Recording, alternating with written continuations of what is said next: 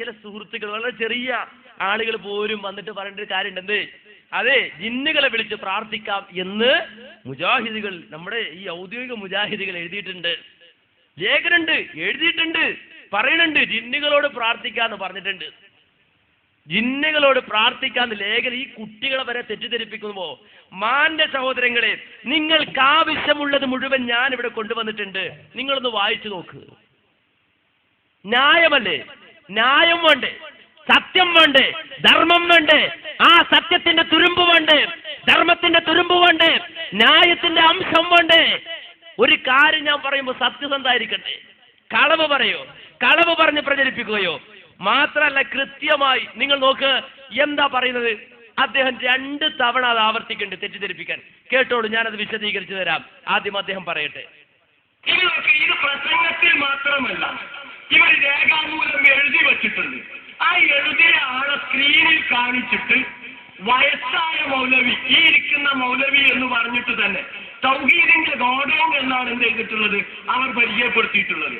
ആ രീതിയിൽ അത് ചോദിച്ചിട്ട് ആ രീതിയിൽ ഒരു ചോദ്യം കൂടി അച്ഛൻ ഉന്നയിക്കുന്നുണ്ട്. ഒന്ന് കേട്ടു നോക്കൂ.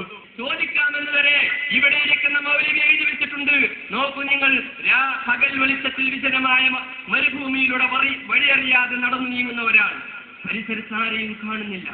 ഇവിടെ എന്റെ ശബ്ദം കേൾക്കുന്ന ആരെങ്കിലും എന്നെ സഹായിക്കട്ടെ എന്ന് നിലച്ച് പടപ്പുകളെ എന്നെ സഹായിക്കണേ, പടപ്പുകളെ എന്നെ സഹായിക്കണേ, എനിക്കൊന്ന് വഴി കാണിച്ചു തരണേ എന്ന് ഉച്ചത്തിൽ വിളിച്ചു പറയുന്നുവെങ്കിൽ അഭൗതികമായ മാർഗത്തിലുള്ള സഹായകേട്ടം അതിലില്ല എന്ന് പറഞ്ഞാൽ അത് ശിർക്കല്ല.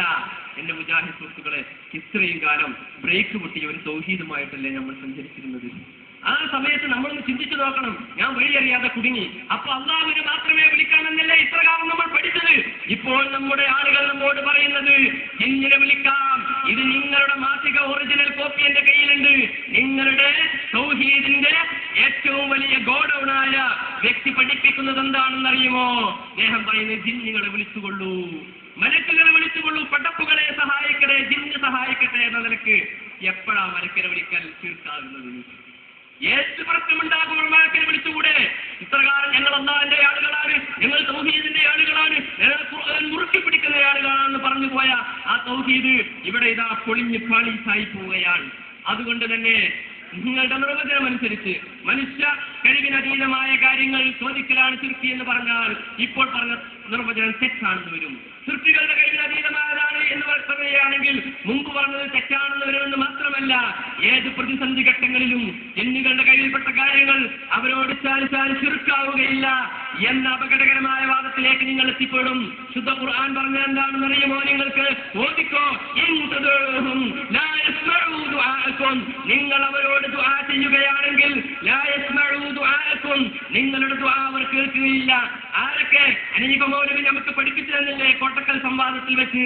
അതിൽ ജിന്നുപെടും, മലക്കുപെടും, പിശാചുപെടും. ആ ക്ലിപ്പ് ഒന്നുകൂടി നിങ്ങൾ ആവർത്തിച്ച് കേൾക്കുക, എന്നിട്ട് പറയുക ജിന്നുപെടും. ജിന്നിനോട് ചോദിച്ചാൽ അതും ശിർക്കാണ് എന്ന്.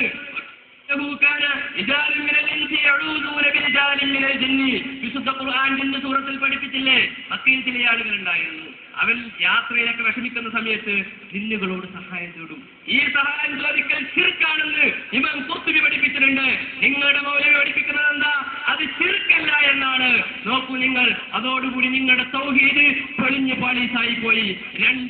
മുജാഹിദുകളുടെ തൗഹീദ് പൊളിഞ്ഞു പാളീസായില്ല. പൊളിഞ്ഞിട്ടില്ല, പാളീസായിട്ടില്ല. പൊളിഞ്ഞിട്ടില്ല, അത് പൊളിഞ്ഞിട്ടില്ല. പകൽ വെളിച്ചം, ആ പകൽ വെളിച്ചം വായിച്ചാലും പൊളിയൂല, ഇസ്ലാം വായിച്ചാലും പൊളിയില്ല. മുജാഹിദിന്റെ വാദം പൊളിഞ്ഞിട്ടില്ല. പക്ഷെ പൊളിഞ്ഞു എന്ന് ചില ആളുകൾക്ക് വരുത്തി തീർക്കണം, അതിനുവേണ്ടി ചില ശ്രമം നടത്താണ്. എന്നാൽ പൊളിയണ എന്താ ഞാൻ കാണിച്ചുതരാം. ഇനി ഇത് വായിച്ചപ്പോ ഹസന് വായിച്ചത് മൂപ്പര് ക്ലിപ്പിട്ടിട്ട് മൂപ്പർക്ക് തൃപ്തിയാകുന്നില്ല, വീണ്ടും മൂപ്പര് എടുക്കുക. ഏത്? ഇസ്ലാഹ് ഇങ്ങനെ എടുത്തിട്ട് നോക്ക്, ഇതിന്റെ മറ്റേ അവതാരിക ആരാണ്?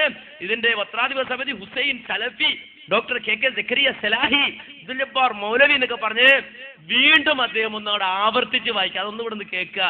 കൃത്യമായി ഇവർ നടത്തുന്ന ആ ഇവരുടെ തനി സ്വഭാവം എന്ത് എന്ന് ബോധ്യപ്പെടുത്തി തരാം. അദ്ദേഹം വായിക്കുന്നത് ഒന്നുകൂടി നിങ്ങൾ കേൾക്കുക. ഈ പറഞ്ഞ അലി മദനി തന്നെ. എന്താ സംഭവം? അവരുടെ മൗലവി എഴുതി എന്ന കണ്ണട വെച്ച് പ്രായം ചെന്ന ഒരു മൗലവിയെ കാണിച്ചു തന്നില്ലേ? കൊണ്ടോട്ടിക്കടുത്ത അബ്ദുൽ ജബ്ബാർ മൗലവിയാണ്. അദ്ദേഹം കൂടി വേണ്ടിയിട്ടുള്ള ഇസ്ലാഹിൽ എഴുതി 2007 ഏപ്രിൽ മാസത്തിലെ ഇസ്ലാഹ് 2007 ഏപ്രിൽ മാസത്തിലെ ഇസ്ലാഹ് 42ാമത്തെ പേജ്. ഇനി ഇതിലെ പത്രാധിപ സമിതി എന്ന് ഞാൻ വായിച്ചാൽ ആൾക്കാർക്ക് മനസ്സിലാക്കാലോ ആരൊക്കെ ഉള്ളത് അറിയാം നിങ്ങൾ.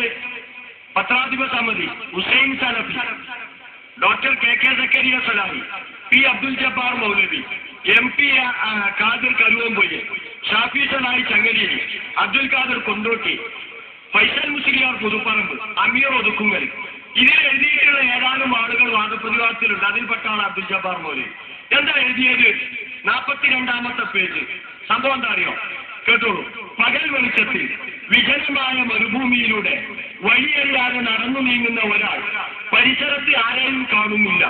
ഇവിടെ എന്റെ ശബ്ദം കേൾക്കുന്ന ആരെങ്കിലും മനുഷ്യൻ, മലക്ക്, ജിന്ന് എന്നെ സഹായിക്കട്ടെ എന്ന് നിലച്ച് പടപ്പുകളെ എന്നെ സഹായിക്കണേ, എനിക്ക് വഴി കാണിച്ചു തരണേ എന്ന് ഉച്ചത്തിൽ വിളിച്ചു പറയുന്നുവെങ്കിൽ അഭൗതിക മാർഗത്തിലുള്ള സഹായത്തേട്ടം അതിലില്ല. വിജനമായ സ്ഥലത്ത് നമ്മൾ എത്തിപ്പെട്ടു, കുടുങ്ങിപ്പോയി. അപ്പൊ അവിടുന്ന് മലക്കു കേൾക്കും, ജിന്ന് കേൾക്കും എന്ന് കരുതിയിട്ട് പടപ്പുകളെ എന്നെ സഹായിക്കണേ എന്ന് വിളിച്ചാൽ ഒരു കുഴപ്പമില്ല. നമ്മൾ പറഞ്ഞല്ലോ 22 കാരറ്റ് ശിർക്കാണ്. കണ്ടോ?